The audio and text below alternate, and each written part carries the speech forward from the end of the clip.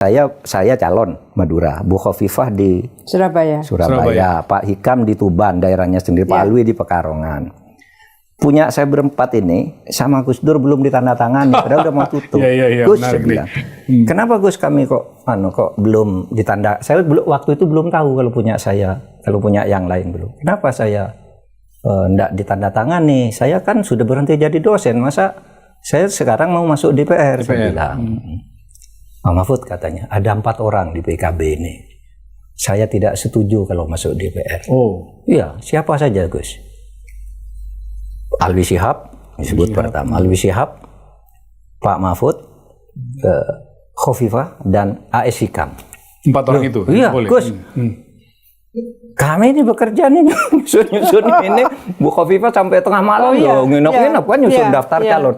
Masa kan tujuannya orang ke politik tuh ya ke partai, enggak nanti jadi menteri aja kata. Loh Gus Dur bukan presiden mengangkat menteri lagi kata. Nah nanti saya carikan lah, pokoknya jangan di DPR. Kalau Pak Mahfud nanti jadi ketua Mahkamah Agung. Jadi serius sekali Gus Dur melarang. Serius. Jadi ketua Mahkamah Agung aja kalau Pak Mahfud tuh cocok di situ. Waduh. Gus, kenapa Gus kami berempat enggak boleh? Karena kamu semua ini enggak bisa berbohong. 4 orang ini. Kamu terlalu jujur untuk di DPR. Gus Dur kan ke DPR agak kurang suka kah nyebutkan taman kanak-kanak. Kamu nggak bisa berbohong. Terus saya sebutlah beberapa orang. Ini si A kok boleh, si B kok boleh, si C boleh, masa saya nggak boleh? Itu semua memang para pembohong katanya. Makanya cocok masuk DPR kata begitu. Makanya dia cocok masuk DPR biar saya adu dengan sesama pembohong di sana kata Gus Dur. Ya dilekan enggak Bu, saya tetap mau jadi. Ya sudah kalau maksa tanda tangan kan. Tempat aku itu. Jadi Pak Mahfud tetap ditandatangani? Iya, kan saya maksakan belum tentu ke MA. Saya cerita Gus Dur ingin saya jadi ketua MA. Ketua MA itu kan dipilih oleh DPR. Gus waktu itu dipilih DPR. Di anggota MA dipilih oleh DPR, ketuanya dipilih oleh hakim-hakim MA. Saya enggak pernah jadi hakim, mana mau terpilih. Sudah saya ke DPR aja. Ya udah kalau maksa, kata Gus Dur, tanda tangan kan. Akhirnya jadilah kami berempat. Terpilih semua kami berempat. Tapi enggak boleh waktu itu sama Gus Dur.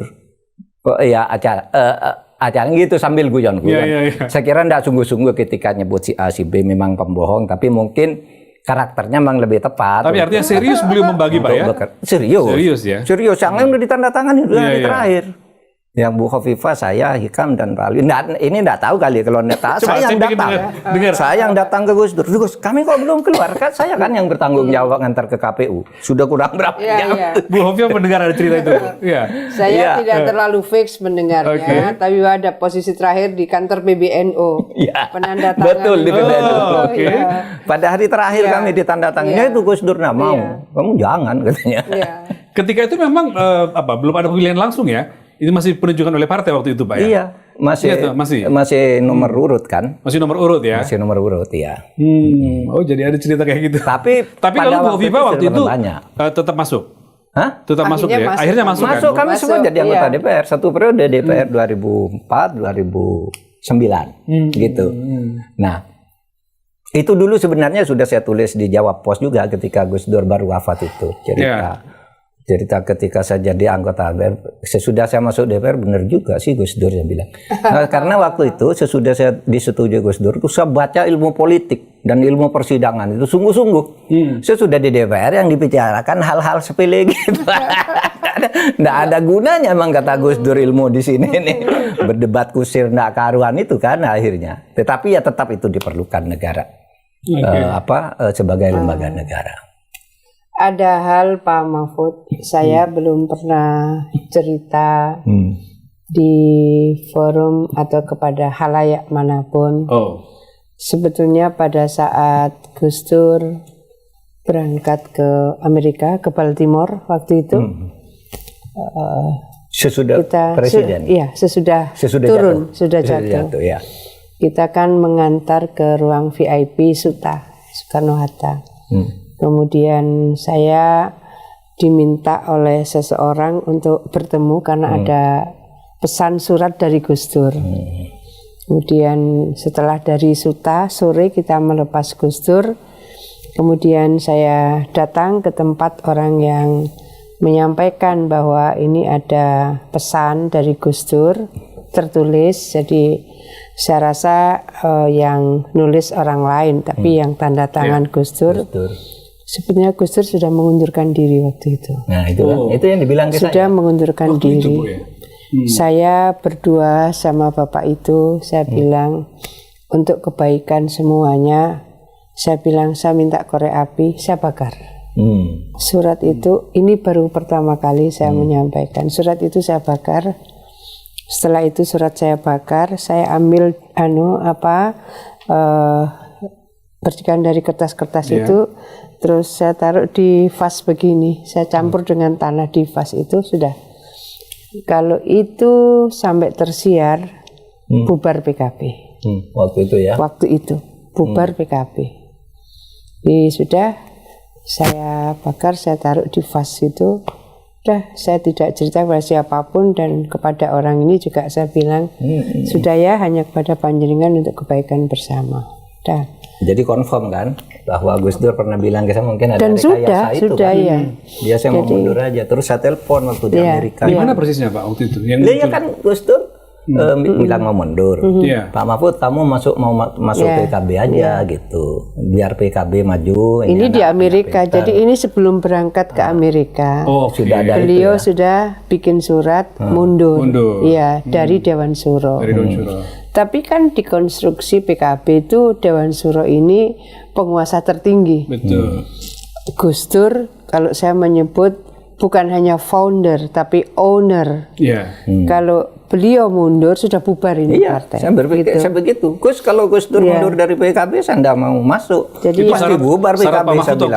Waktu itu ya. Iya. Sudah saya bakar surat itu. Kalau Gus Dur mundur saya tidak masuk PKB. Bubar PKB saya bilang. Apa dalam pertimbangan cepat Bu Hovifah mengambil putusan membakar itu? Bubar itu partai. Keyakinan bahwa itu akan bubar. Saya yakin bahwa ini kan nggak ada payungnya. Itu tahun 2001 Pak. Iya. Tahun 2001. Udah, terus saya campur dengan tanah yang ada di vas. Ini cerita yang belum pernah terpublikasi, Bu, ya? Belum. Iya, luar biasa. Lalu kemudian dari episode persahabatan Pak Mahfud dengan Bu Hovifah itu kan salah satunya itu tadi, awal-awal PKB dibangun itu seperti itu. Meskipun dalam dinamikanya pecahkan PKB, Pak, ya? Iya. Nah, Bu Hovifah mungkin menjelaskan, Bu, masa-masa seperti itu bagaimana sulitnya dihadapi, lalu Anda berdua itu kukuh pada jalur bersama Gus Dur. Apa, Bu? Iya, saya sering kali menyampaikan ke Gus Dur, Pak Mahfud ini kan punya pikiran-pikiran yang bisa dilempar kemana saja dengan idealisme yang luar biasa yang saya sampaikan. Ketika Gus itu Dur, ya, Pak Mahfud ini kayak peluru tak terkendali. ini perlu kita cerita nanti, Bu. Itu bahasa saya, peluru tak terkendali. Dan Gus Dur membutuhkan tim yang memang bisa mengawal perjalanan dan implementasi pikiran-pikiran yang seringkali out of the box, pikiran-pikiran yang mungkin beresiko. Dan Gus Dur seringkali tidak menghitung resiko jangka pendek dan resiko jangka panjang itu. Maka apa yang seringkali kami lakukan, bagaimana bisa relatif menjaga Gus Dur dari kemungkinan kontradiktif yang bisa menimbulkan hal yang tidak kita harapkan. Kegaduhan besar, guncangan begitu ya. Biasa kemudian kita subuh mengawal Gus Dur.